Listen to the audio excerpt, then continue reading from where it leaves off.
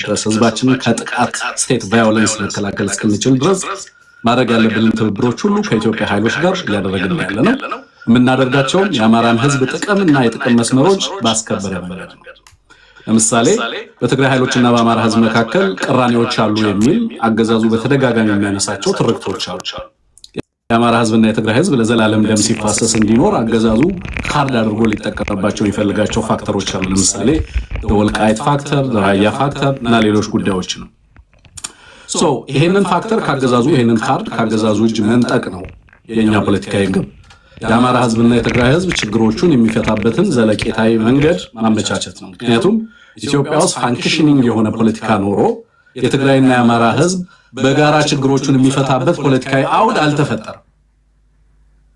ፕሪቶሪያ የሰረንደር ፓክት ነው አብይ አህመድ ዲፋይን ሲያደርገው የነበረው። ኢሚዲየትሊ የቀረበው ቾይስ በዛ ሂደት ውስጥ ፕሪቶሪያ ላይ ለነበረው ኃይል ምንድን ነው? ኤርትራን እንውጋ የሚል ምርጫ ነው። አማራን እንውጋ የሚል ምርጫ ነው።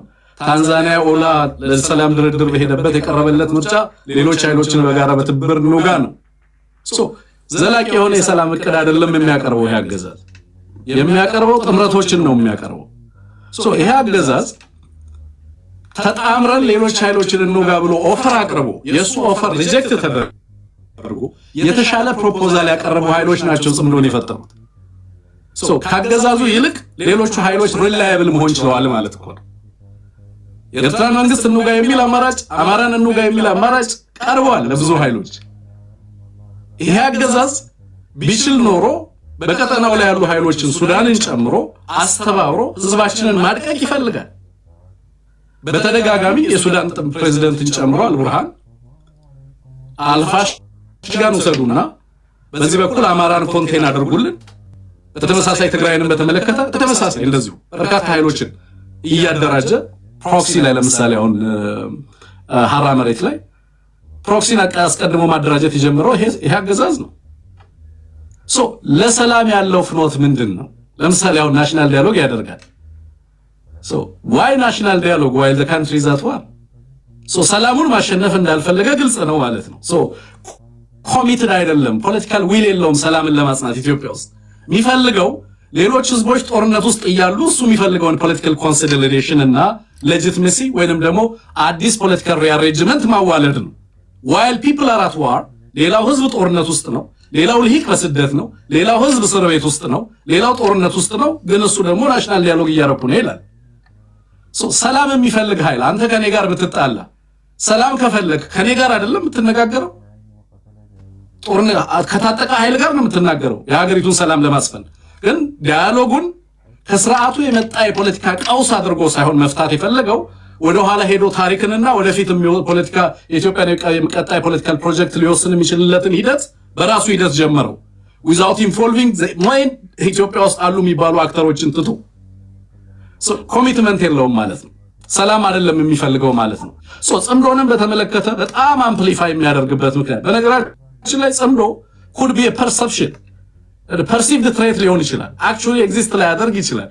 አሁንም የምንሰማው በአገዛዙ በኩል ነው በተደጋጋሚ አምፕሊፋይ ሲደረግ የምንሰማው ማለት ነው። ግን ይሄ አገዛዝ በኢትዮጵያ ህዝቦች ህልውና ላይ አደጋ ከደቀነ በኋላ we are fighting ለምሳሌ ከዚህ አገዛዝ የስቴት ቫዮለንስን ለመቀልበስ እኮ ነው የአማራ አርሶ አደር እየታገለ ያለው። የትግራይ ህዝብ ከአገዛዙ የተቃጣበትን ጥፋት እኮ ነው ለመከላከል ደፋ ቀና እያለ ያለው።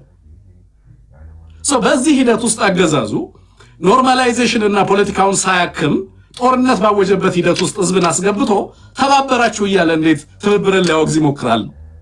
it's just a war of survival። እንዴት ይዳን ማህበረሰባችን? ለምሳሌ ትግራይ ላይ ባንኪንግ እና የባንክ አክሰስ እንዳይኖር አደረገ። በምን መንገድ ይገበያ የትግራይ ህዝብ? በምን ገንዘብ? ልክ እንደና አልቡርሃን ሌሎች አካባቢ ዳርፉር ላይ ምናምን የባንክ ሲስተም እንዳይኖር አደረገው፣ ካሽ ፍሎ እንዳይኖር አደረጉ፣ ሰው እንዳይገበያ ያደረጉ፣ ጦርነትን በብዙ ፎርም ጦርነትን በተለያየ መንገድ ኖት አክቹዋል ቫዮለንሱ ብቻ አይደለም፣ በተለያየ መንገድ በሚዲያ ጦርነት ያካሂዳሉ፣ በባንክ ጦርነት ያካሂዳሉ፣ በሕክምና ጦርነት ያደርጋሉ፣ ማህበራዊ አገልግሎትን በመከልከል ጦርነት ያደርጋሉ። ይሄንን ሁሉ ጦርነት በህዝቦች ላይ የተቃጣ ጦርነት በዋናነት የሚመራው አካል እነዚህ ህዝቦች ራሳቸውን ለመከላከል የሚችሉበትን እድል ነፍጎ በምርጫ እንዳንከላከለው ጦርነት ውስጥ ያለን ምርጫ ያካሂዳል። በናሽናል ዳያሎግ ውስጥ ተወክለን ህዝባችንና ህዝባችንን ጥያቄ እንዳንመልስ ጦርነትን ለማስቆም ፈቃደኛ ሆኖ አንደኛውም አጀንዳ ጦርነትን የማስቆም አጀንዳ አይደለም። ከ8ቱ አጀንዳ ውስጥ የኢትዮጵያ ፕራዮሪቲ would have been peace ነው ቀድሞ። ግን ናሽናል ዲያሎጉ የሚያወራው ስለሌላ ነገር ነው። ሶ ኢቭን ቀደም አሁን ጀዋር ምን አለ? የኦሮሞ ህዝብ ጥያቄ ኢቮልቭ አድርጓል አለ።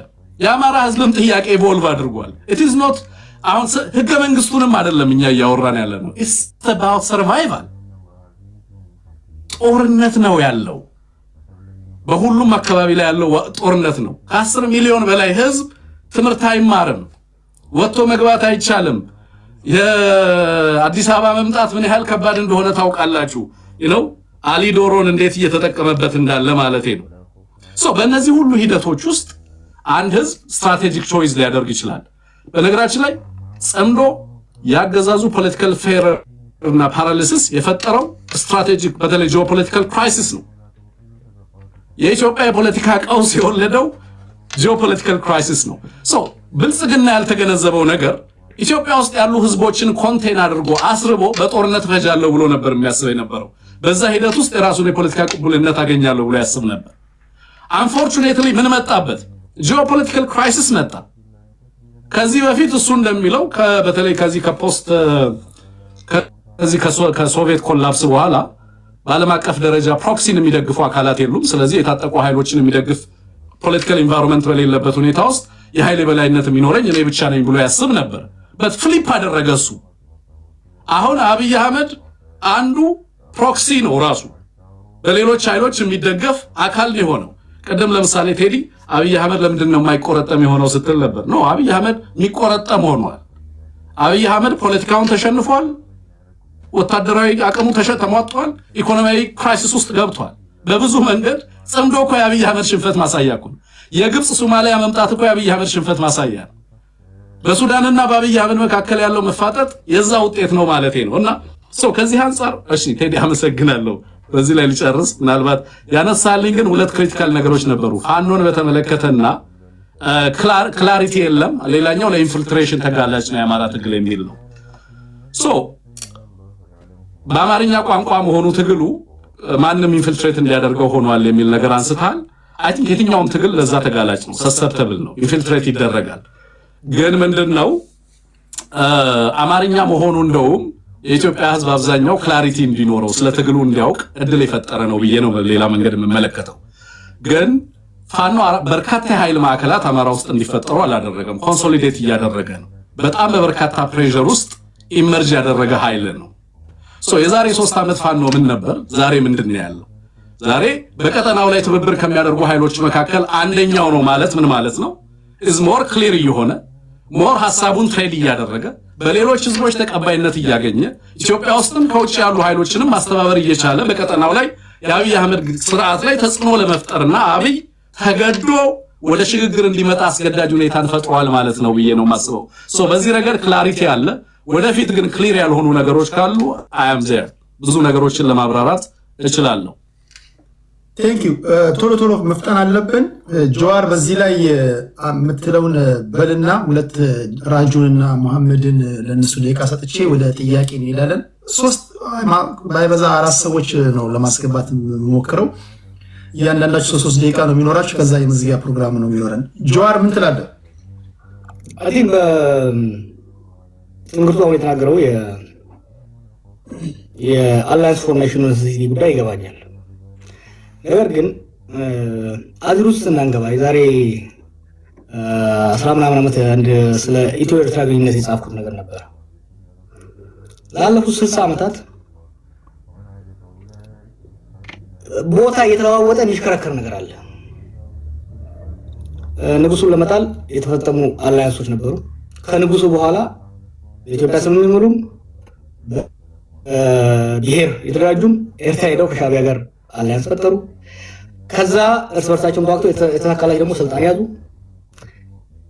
ዩሲ ቴምፖራሪ ለሆነ ብቻ ጊዜያዊ ጠላት ብቻ ለመጣል የምናደርጋቸው አላያንሶች ወይም ትብብሮች ዘላቂ መፍትሄን ከማምጣት ይልቅ አዲስ ችግር እየወለዱልን መጡ። ደርግን ለመጣል ሻዕቢያ ወያኔ ኦነግ ተባብረው መጡ። የአማራው ሊቅ ተገለልኩ